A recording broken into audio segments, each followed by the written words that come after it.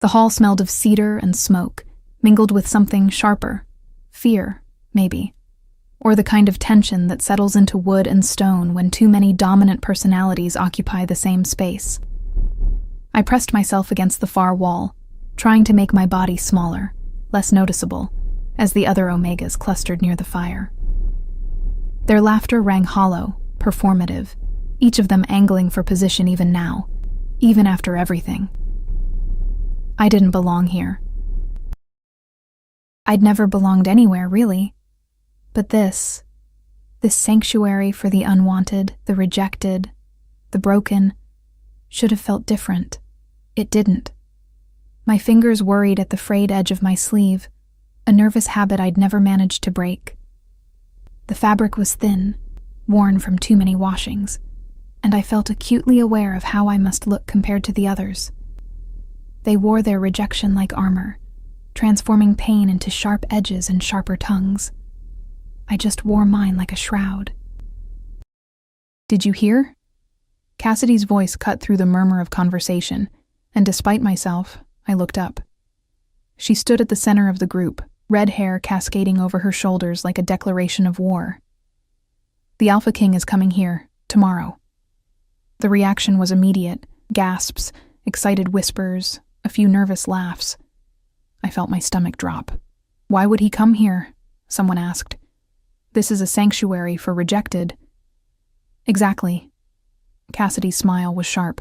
"His son, the pup. Apparently, he's been through 17 caregivers in 6 months.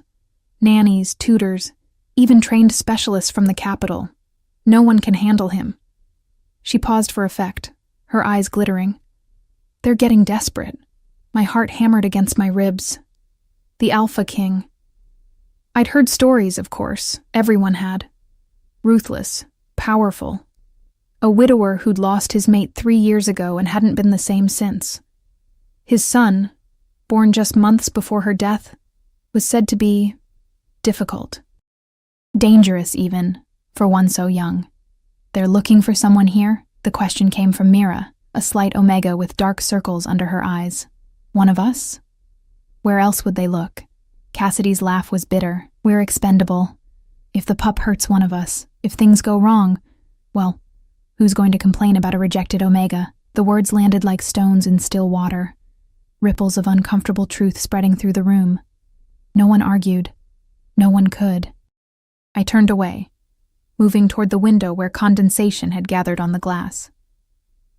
Outside, snow fell in lazy spirals, blanketing the grounds in white. This place, the sanctuary of second chances, they called it, though no one actually believed in second chances, sat at the edge of the kingdom, far enough from the capital that we could be forgotten. Most of us preferred it that way. My reflection stared back at me from the window, pale and insubstantial.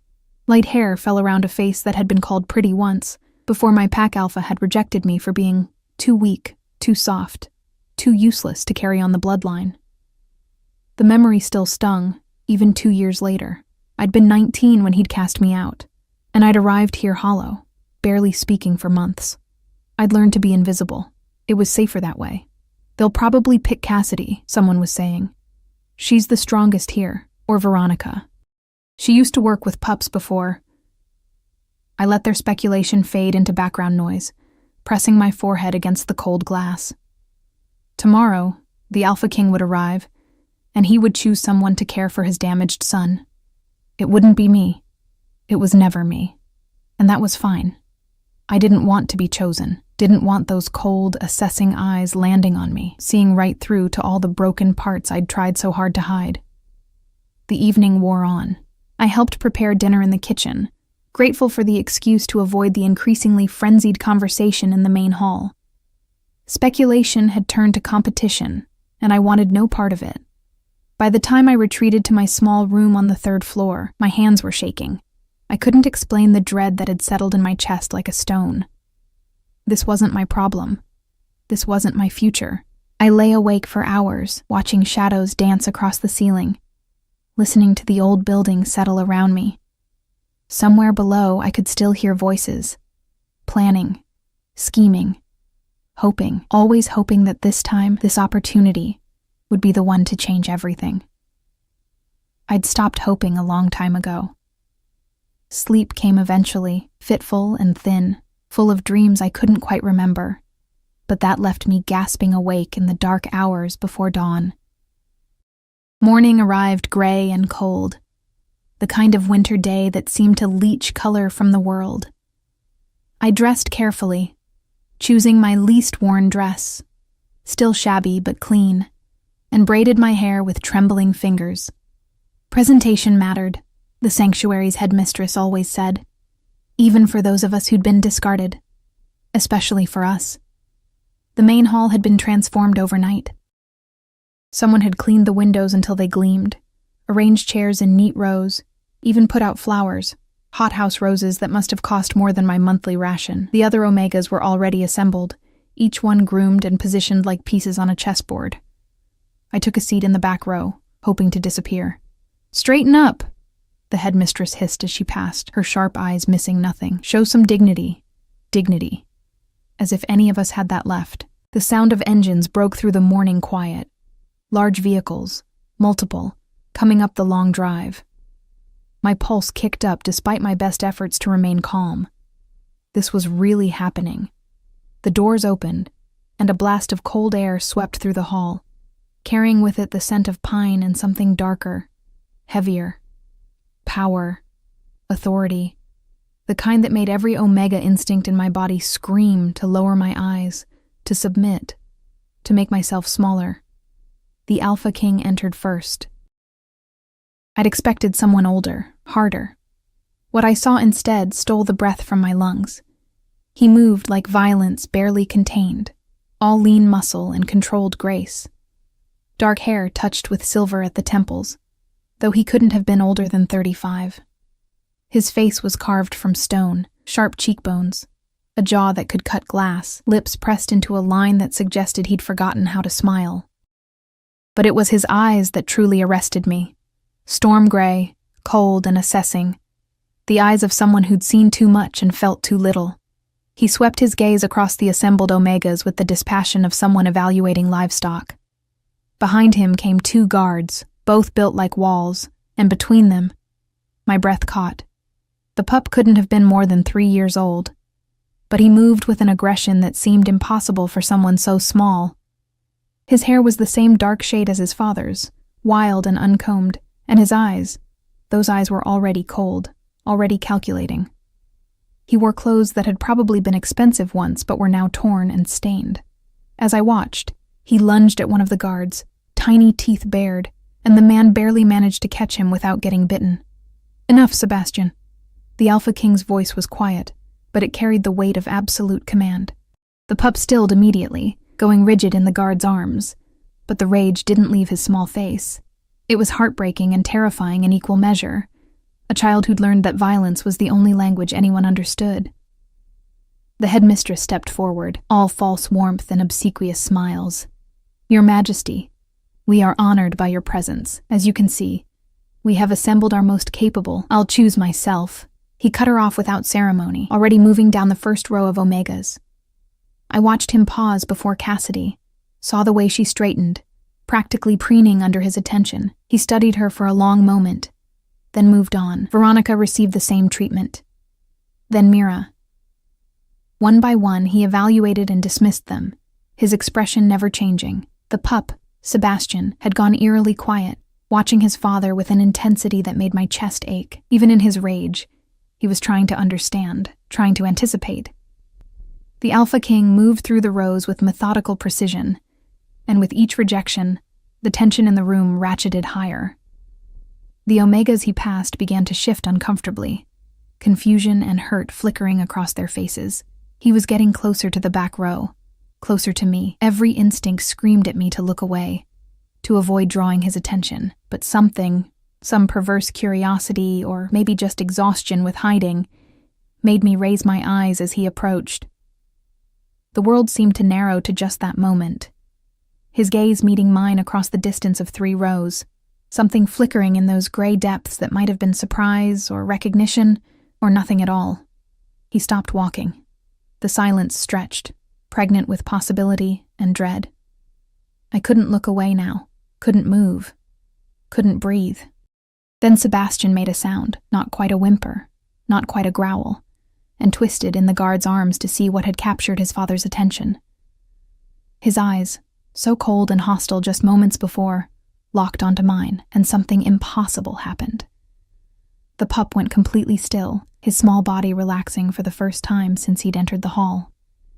His expression shifted, softened, became something achingly vulnerable.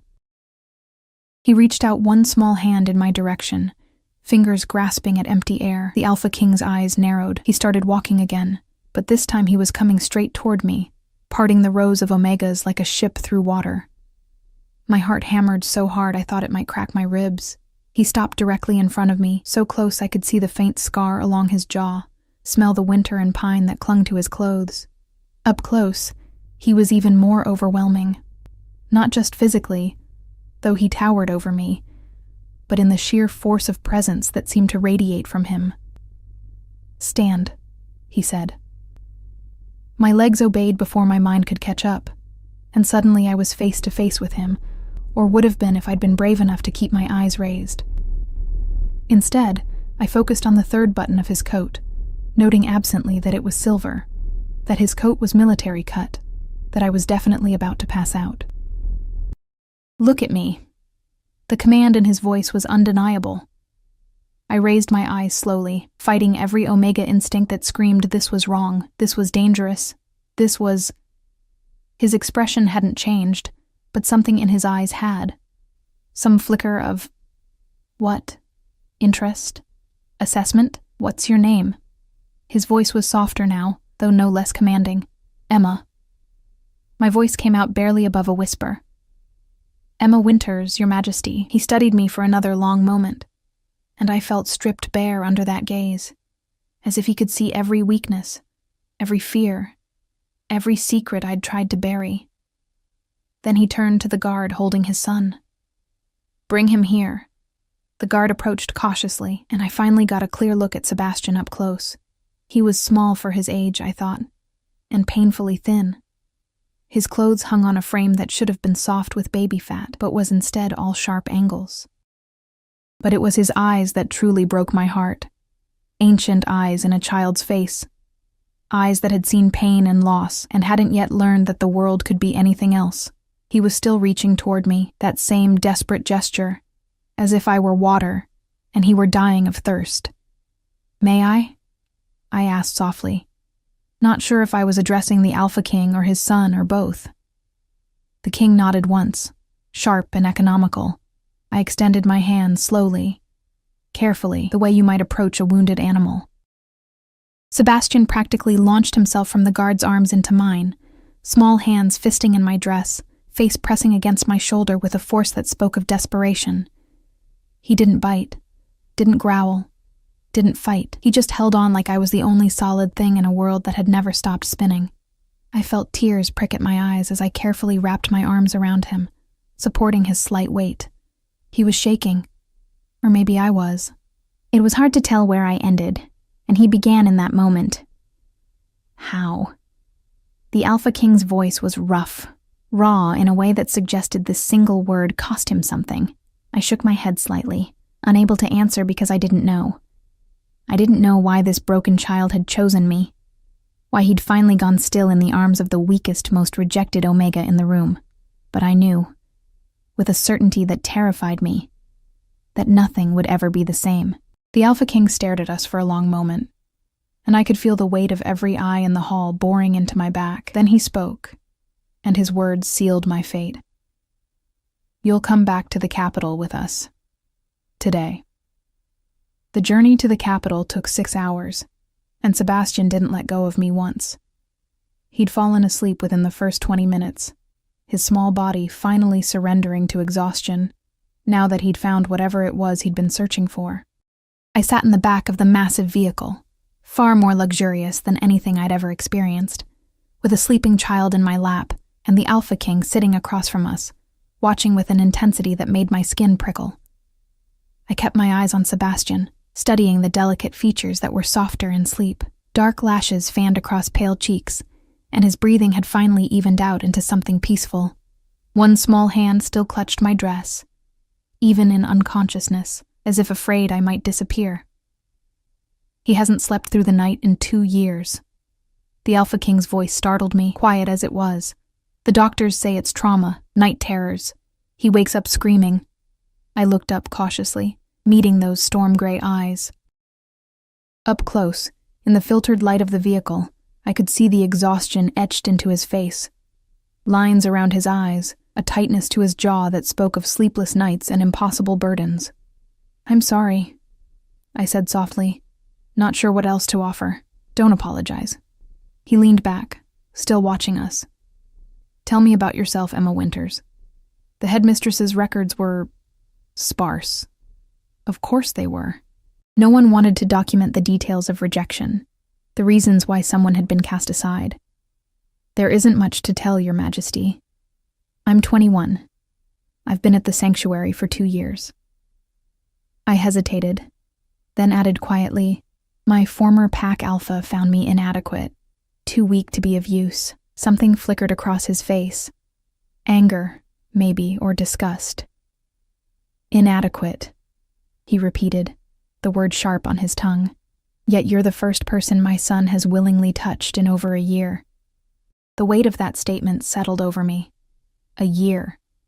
This child had been so lost in his pain that he'd rejected all comfort, all connection, for an entire year.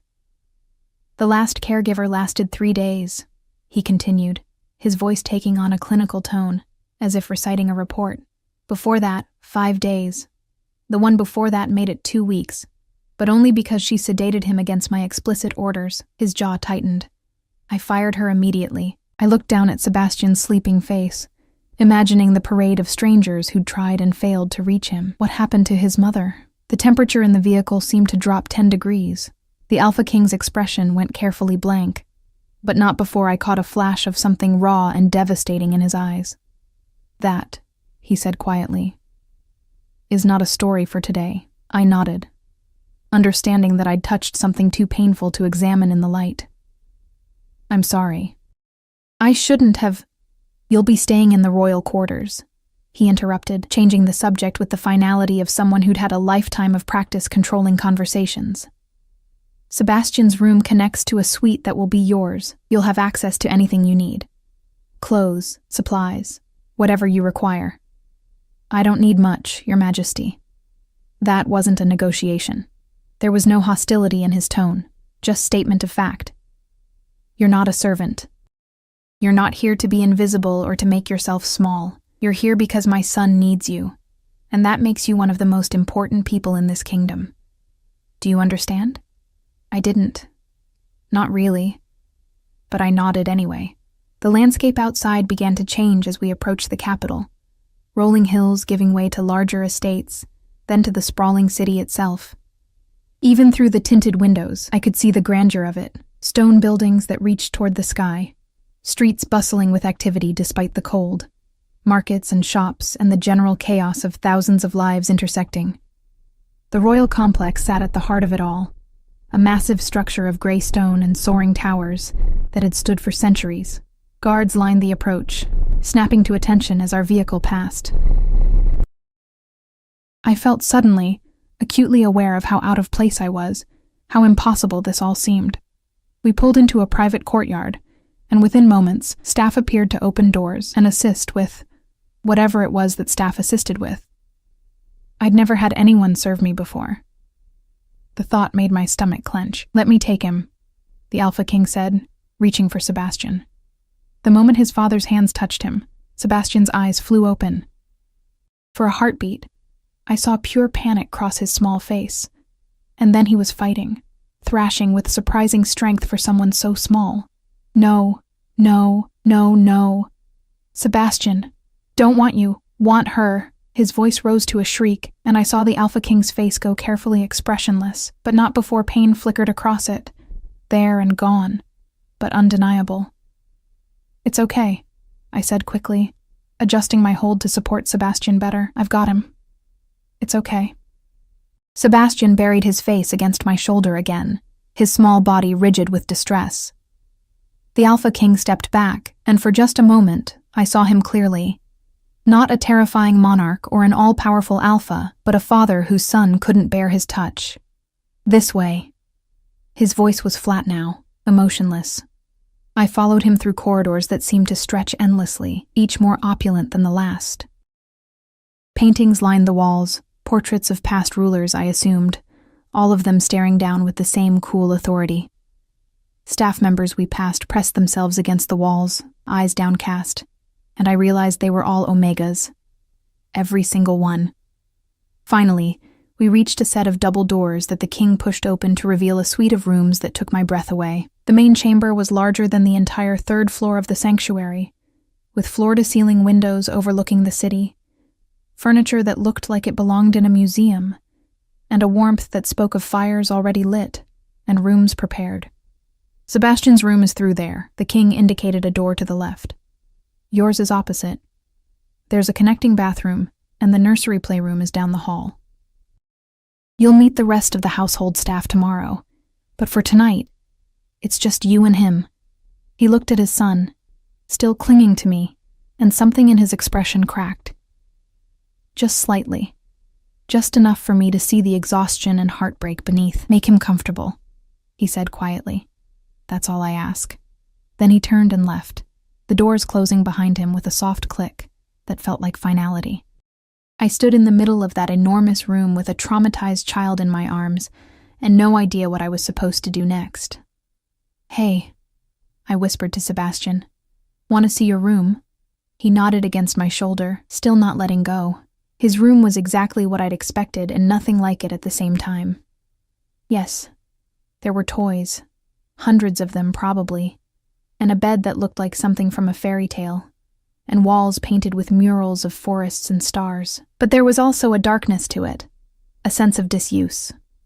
The toys were pristine, untouched. The bed looked like it had never been slept in. This was a room designed for a child, but no child actually lived here. Where do you usually sleep? I asked softly. Sebastian finally lifted his head, his eyes red-rimmed and exhausted. He pointed to the closet. My heart broke a little more. I carried him to the closet and opened it carefully. Inside, someone had made a nest of blankets on the floor, tucked into the darkest corner. It was small and cramped, and probably felt safe in a way that big, open room never could. Okay, I said. That's okay. We all need our safe places. I settled onto the floor beside the nest, arranging Sebastian in my lap. He relaxed immediately, that same desperate relief flooding through him. I'm Emma, I told him quietly, and I'm going to stay right here with you, for as long as you need me. Okay? He nodded, thumb finding its way to his mouth, a gesture that seemed younger than his years, but was probably the only self-soothing mechanism he had left. We sat like that as the light outside shifted from afternoon to evening, and I hummed softly. Old songs my own mother had sung before she died, before everything fell apart. Sebastian's breathing evened out again, but this time I could feel the difference. This wasn't the sleep of exhaustion.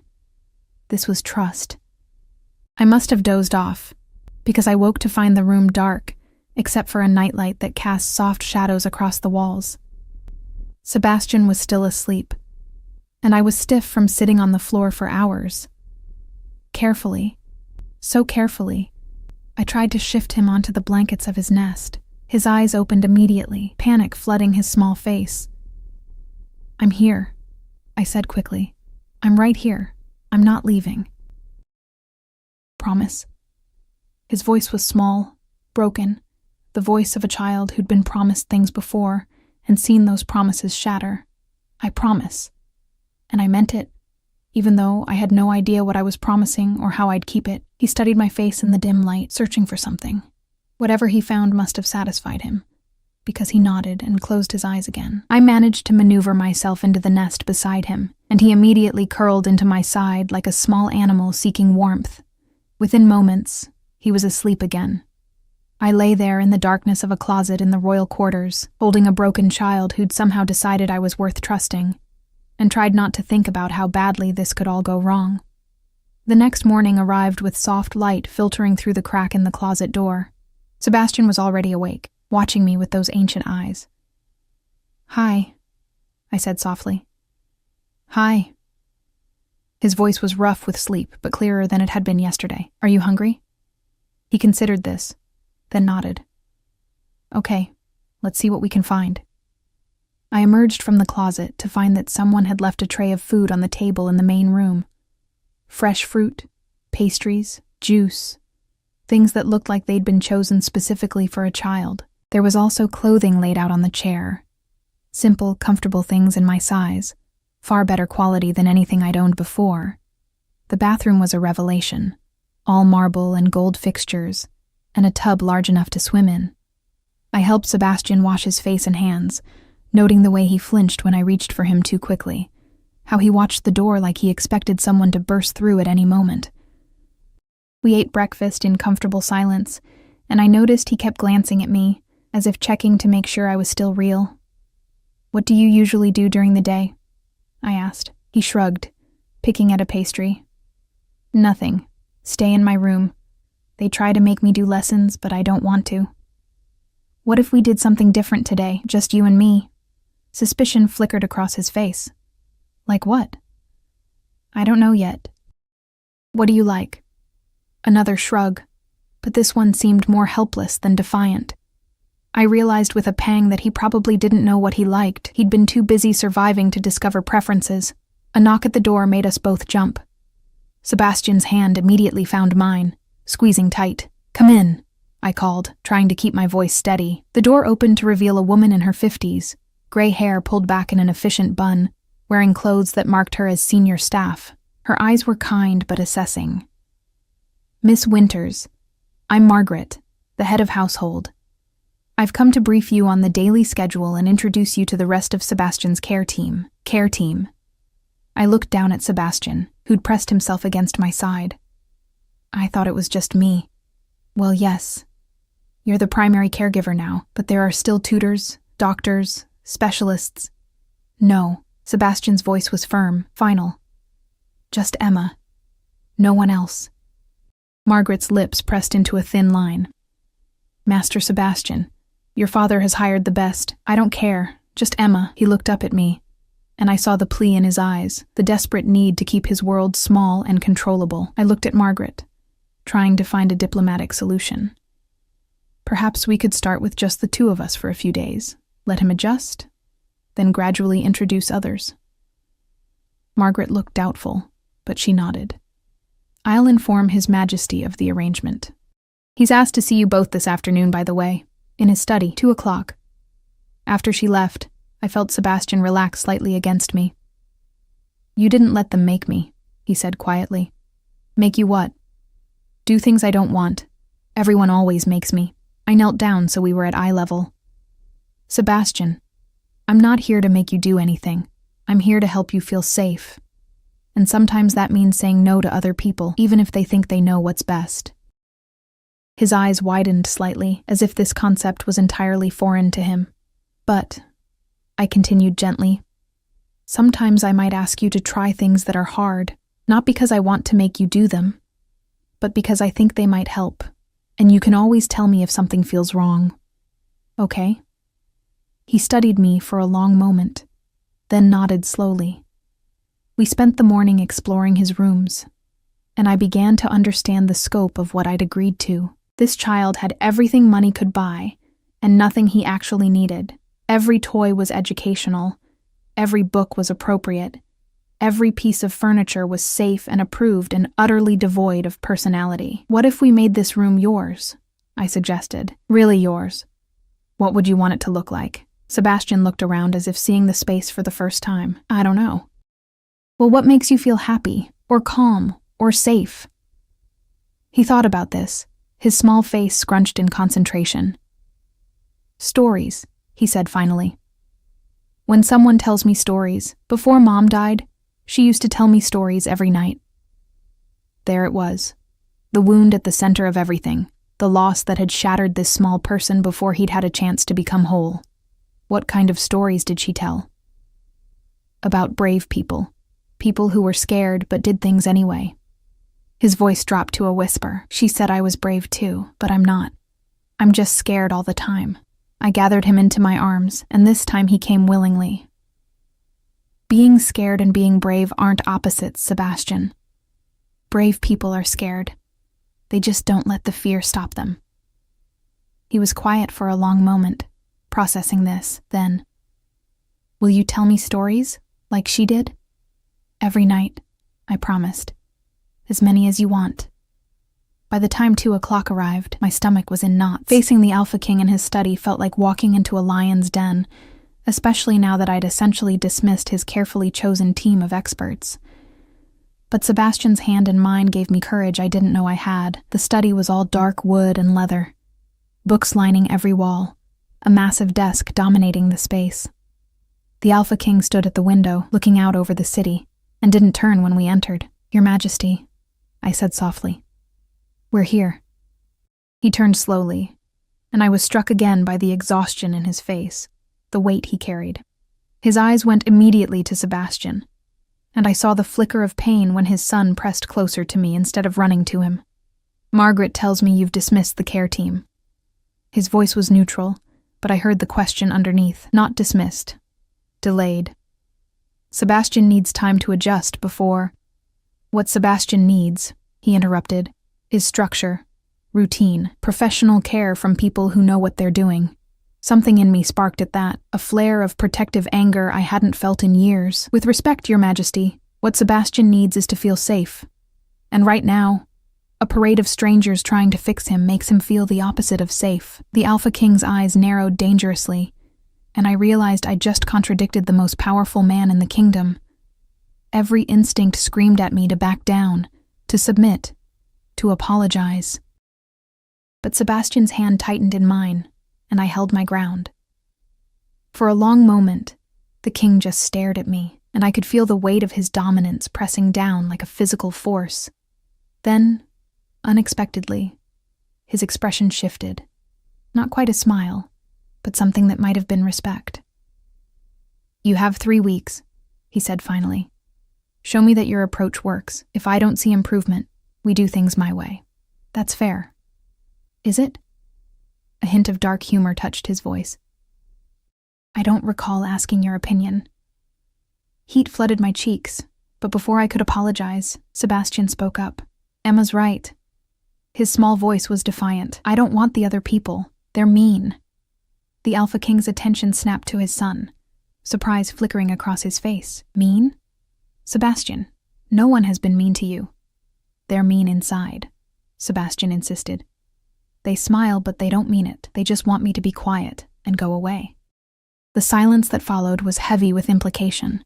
The king looked at me, and I saw the question in his eyes. "Children can sense insincerity," I said quietly. "Sometimes better than adults." He nodded slowly, something shifting in his expression. 3 weeks, Miss Winters. Make them count." As we left the study, I felt the magnitude of what I'd taken on settle over me like a cloak. 3 weeks to heal a broken child. 3 weeks to prove that softness wasn't weakness, that being rejected didn't make me inadequate. 3 weeks to do the impossible. Sebastian looked up at me as we walked back to our rooms. "You weren't scared of him. I was terrified, but you didn't show it." He squeezed my hand. "That's brave, right?" I squeezed back. "Yeah. That's brave." The first week passed in a blur of small victories and setbacks that left me exhausted in ways I'd never experienced. Sebastian's trauma ran deeper than I'd imagined.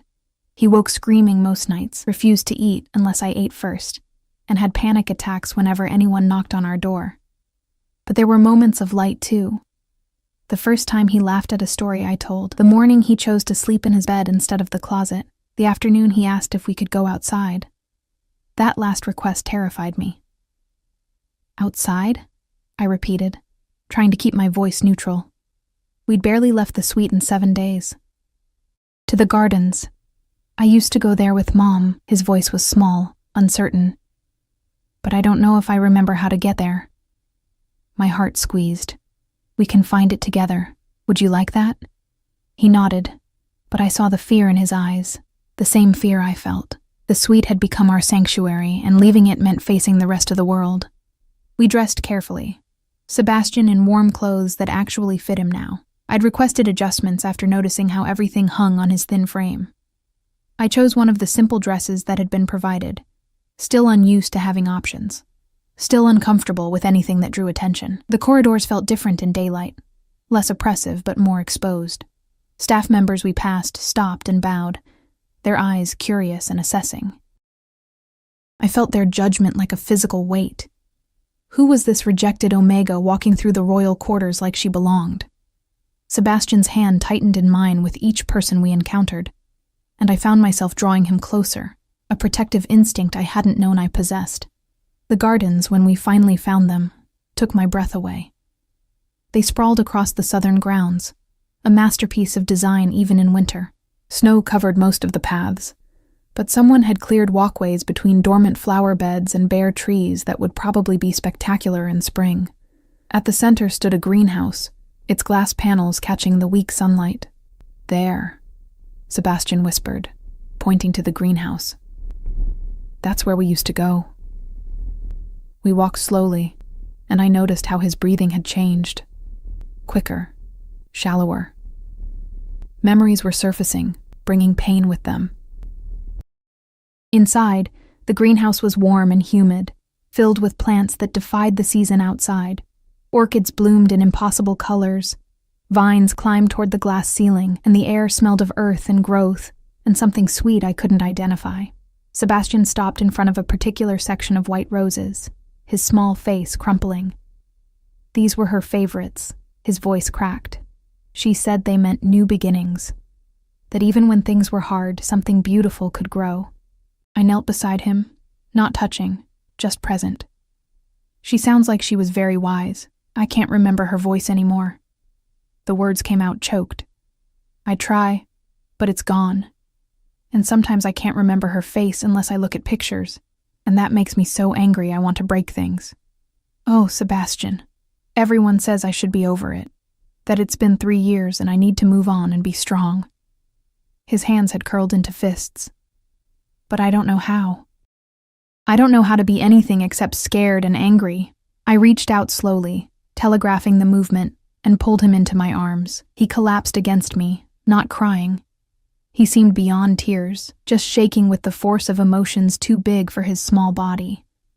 "You don't have to be over it," I said firmly, "and anyone who tells you otherwise is wrong. She was your mother. You're allowed to miss her forever." "Really? Really?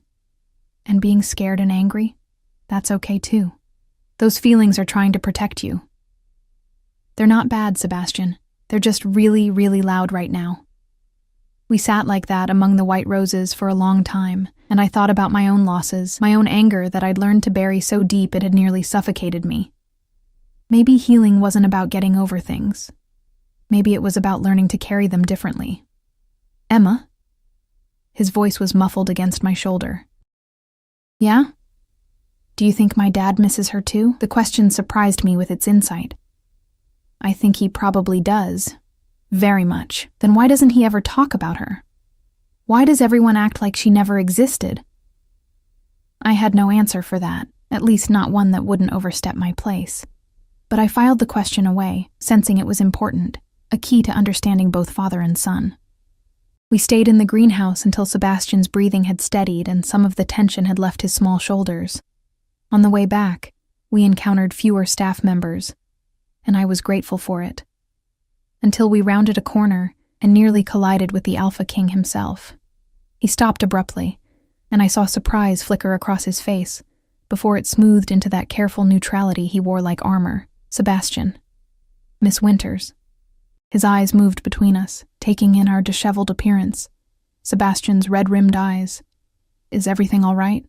"We went to the gardens," Sebastian said quietly, and I heard the challenge in his voice, the expectation of being told he shouldn't have, but the king just nodded slowly. "The greenhouse?"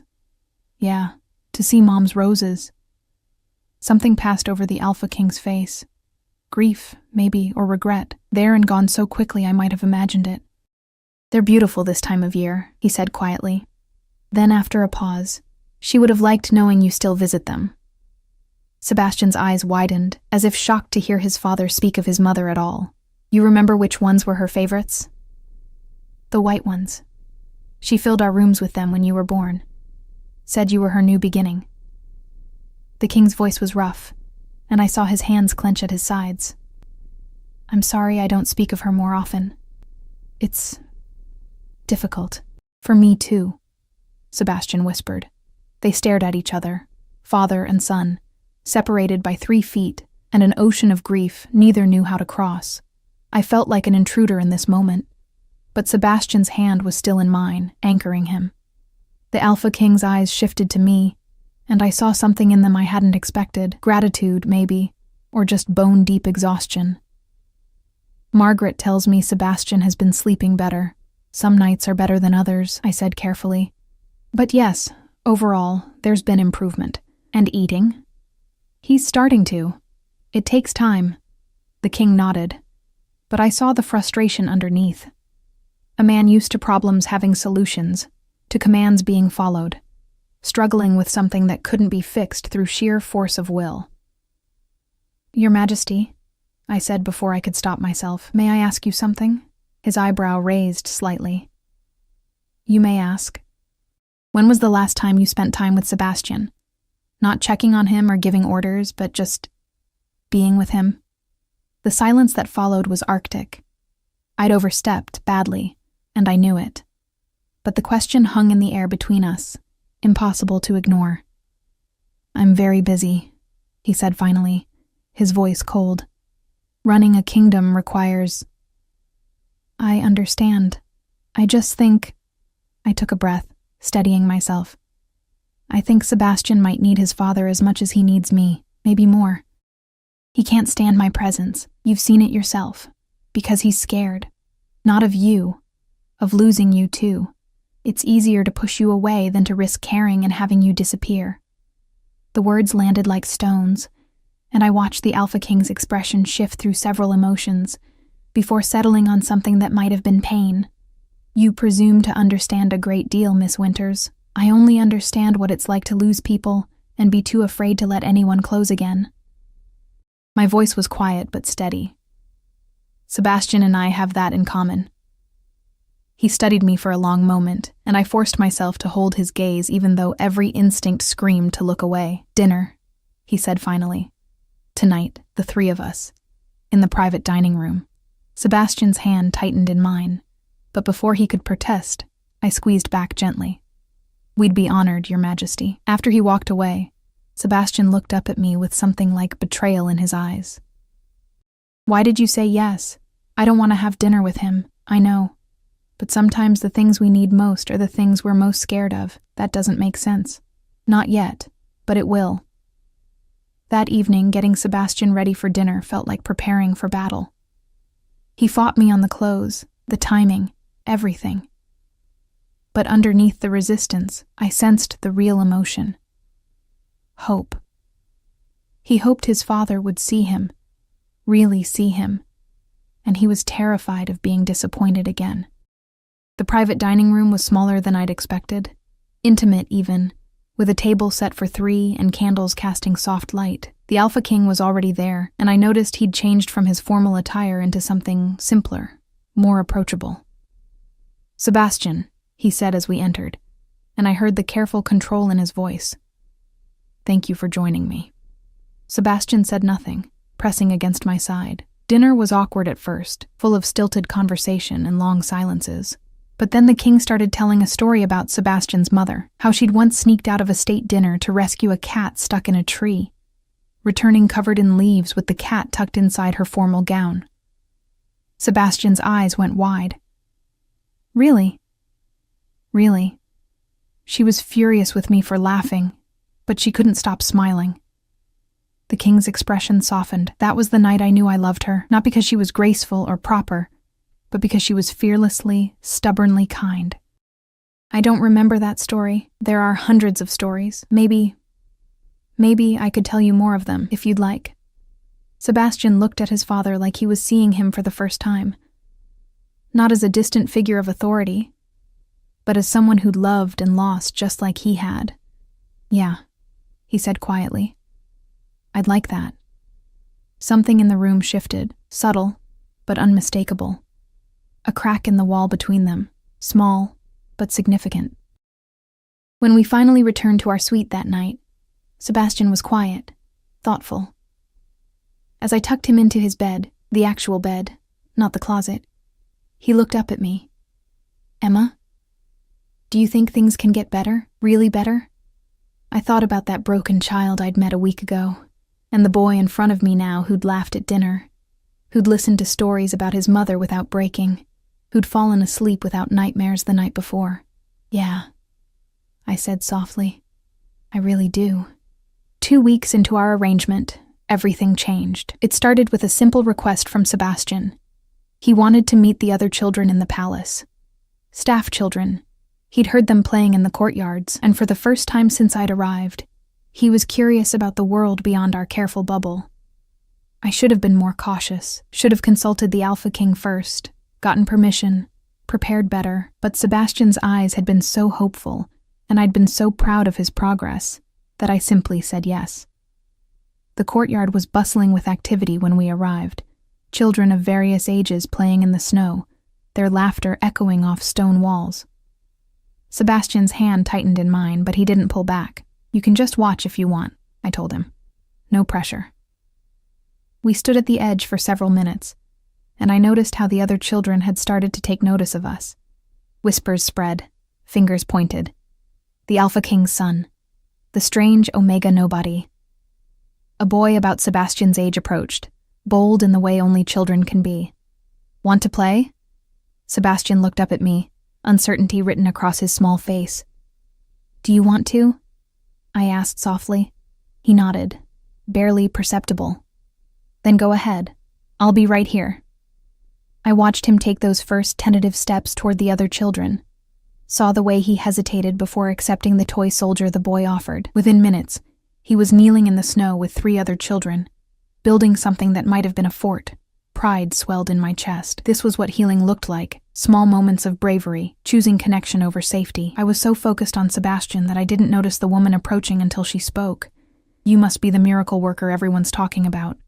I turned to find a woman in her 30s, elegantly dressed. Dark hair swept up in an intricate style. Her smile was pleasant, but her eyes were calculating. "I'm just helping where I can," I said carefully. Modest, too. How refreshing. She extended a hand. "I'm Vivian. My husband serves on the King's Council. That's my son Thomas playing with Sebastian." I shook her hand, noting the strength in her grip. "Emma." "Oh, I know who you are. Everyone does. The rejected Omega, who somehow tamed the untamable child." Her tone was light, conversational, but I heard the edge underneath. "Tell me, how does it feel to go from nothing to living in the royal quarters?" Heat crept up my neck. "I'm just here for Sebastian." "Of course you are."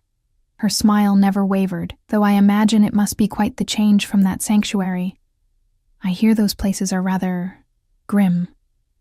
Before I could respond, raised voices cut through the courtyard's pleasant atmosphere. I turned to see Sebastian backing away from a larger boy, his small face white with fear.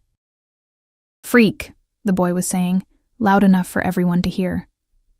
"My dad says your mom died because she was ashamed of you. Says you're cursed." Everything seemed to happen in slow motion. Sebastian's eyes went wide, then dark with rage.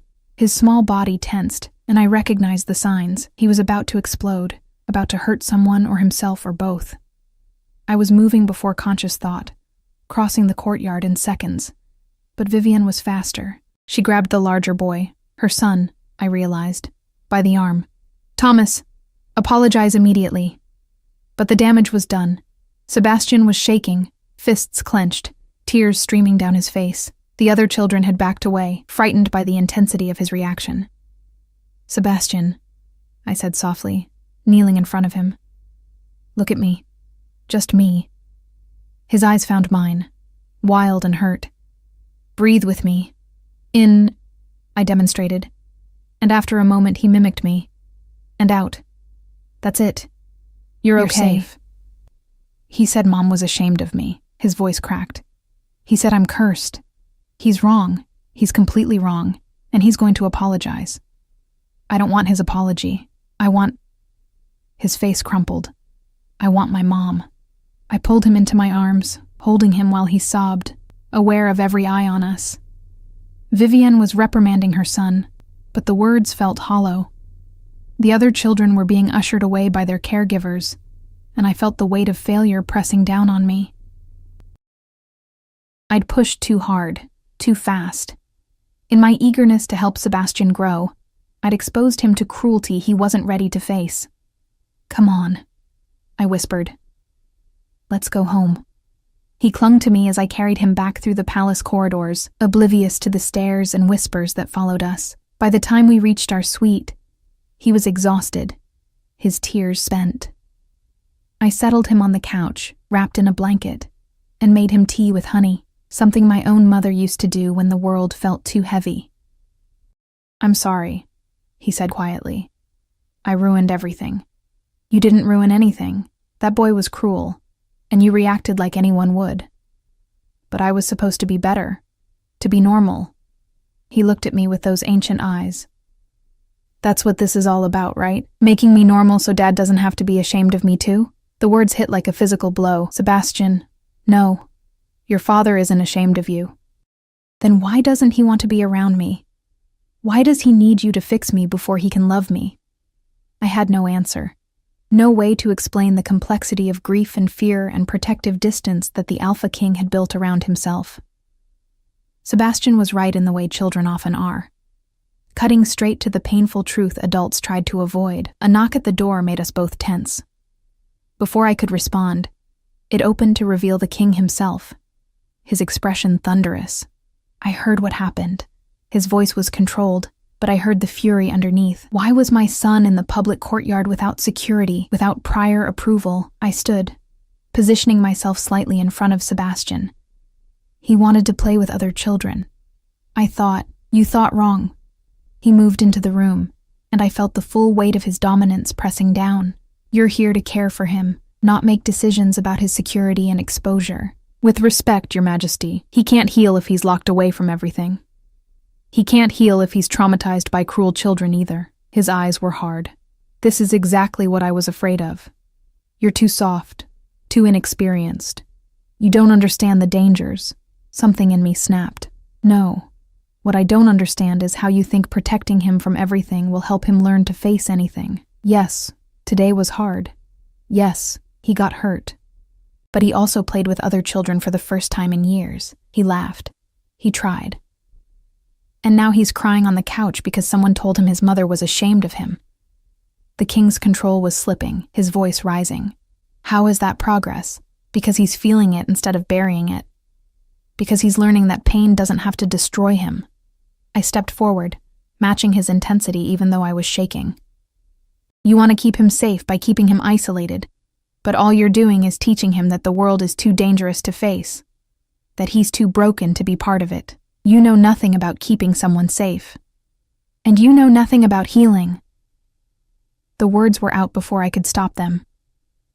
"You lost your mate, and instead of grieving with your son, you locked yourself away and hired strangers to feel for you, to hurt for you.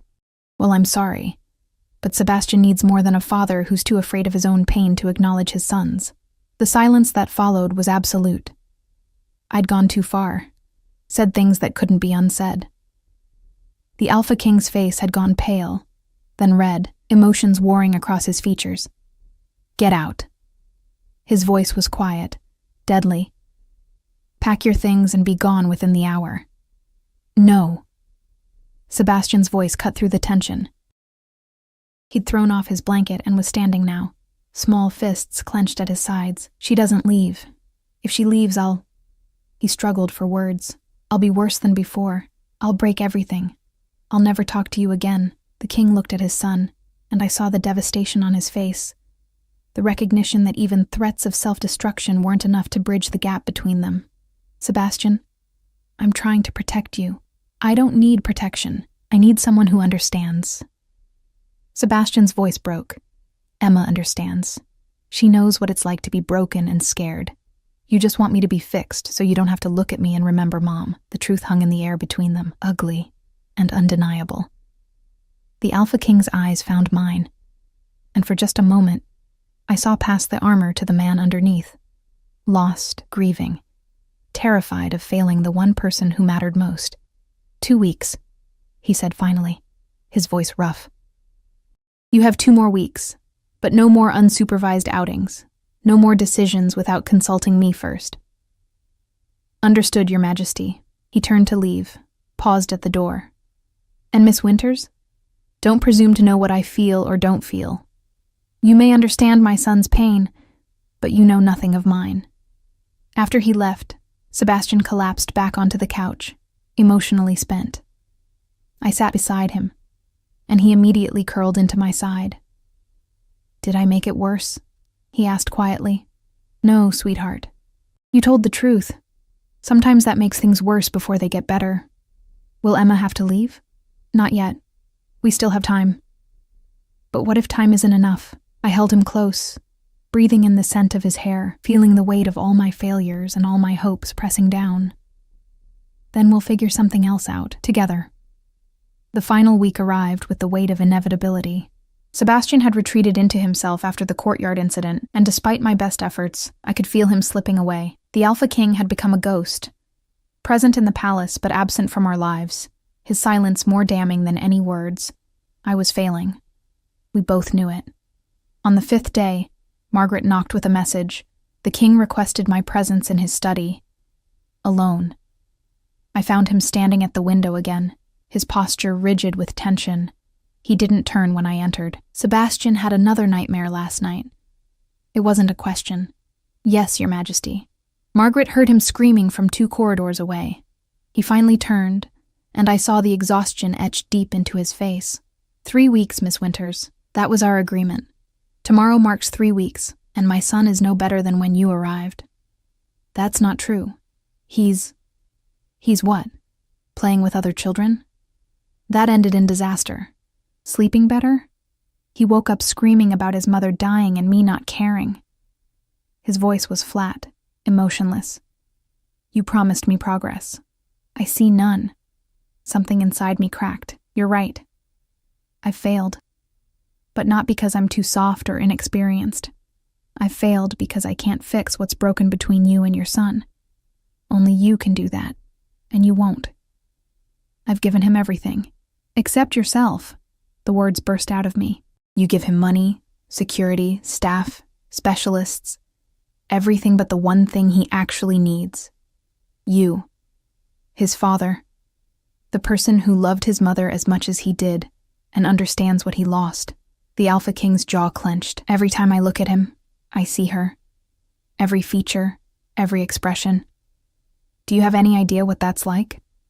To love someone so much that even their absence destroys you? No, I said quietly. But I know what it's like to be abandoned by someone who was supposed to protect me. To believe that my pain was too much, too inconvenient, too difficult to deal with, and that's exactly what you're doing to Sebastian. He moved toward me then, and I saw anger flash in those gray eyes. You presume too much. Maybe. But someone has to tell you the truth. I held my ground even as my knees shook.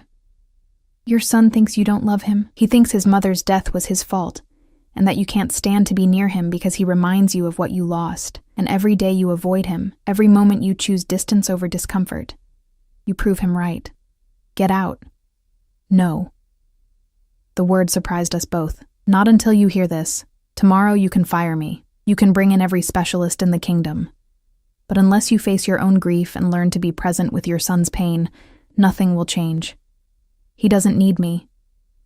He needs you. The silence stretched between us, heavy with years of unspoken words and buried feelings. Then, unexpectedly, the Alpha King's shoulders sagged.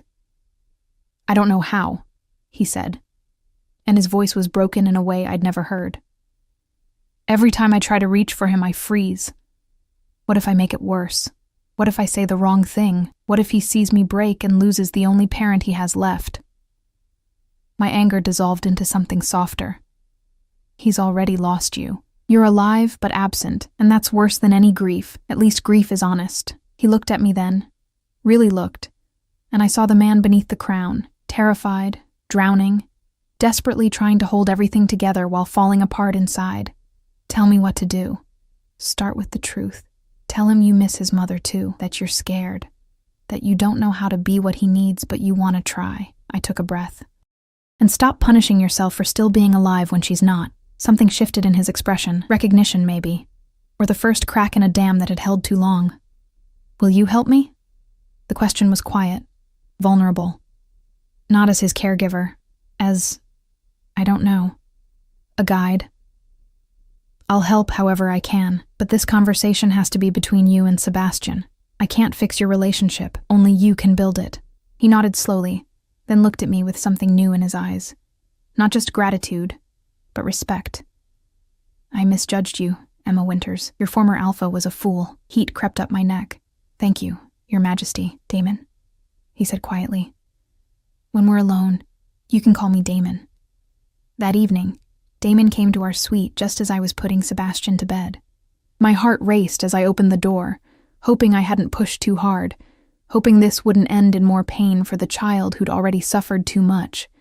Sebastian, Damon said, his voice careful. May I come in? Sebastian looked at me, uncertainty written across his face. I nodded encouragingly. Okay, he said quietly. Damon entered slowly, sitting on the edge of Sebastian's bed with an awkwardness that was almost endearing. For a moment, neither spoke. I need to tell you something, Damon finally said, and I need you to listen, even if it's hard. Sebastian nodded, pulling his blanket tighter. I loved your mother more than I thought it was possible to love anyone. When she died, something in me broke, and instead of letting myself feel that pain, instead of sharing it with you, I buried it. I threw myself into work and responsibility, and anything that would keep me from having to face the emptiness. He paused, his voice roughening. I thought I was protecting you. I thought if I kept everything running smoothly, if I provided everything you needed, that would be enough. But I was wrong. Sebastian's eyes were wide, fixed on his father. You don't remind me of what I lost, Damon continued. You remind me of what I still have, what I've been too afraid to reach for because losing you would destroy me completely. So I kept my distance, told myself it was safer, better. But all I did was abandon you when you needed me most. You were scared? Sebastian's voice was small, terrified. I still am.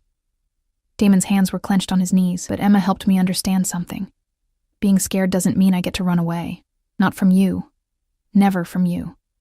I'm scared too, Sebastian whispered. All the time. I know. And I should have been there to help you through it. To tell you that your mother's death wasn't your fault. That she loved you more than anything. That she'd be so proud of the brave boy you're becoming. Something broke in Sebastian then. He launched himself at his father, small arms wrapping around Damon's neck, and Damon caught him, holding tight as Sebastian finally cried against his father's shoulder. Not the screaming nightmares or angry outbursts, but deep, cleansing sobs of grief that had been trapped too long. I miss her so much, Sebastian choked out. And I missed you too. I'm here now. I'm here, and I'm not going anywhere. Damon's voice was thick with his own tears. I promise, Sebastian. I promise. I backed toward the door, giving them privacy, but Damon's voice stopped me. Stay. Please.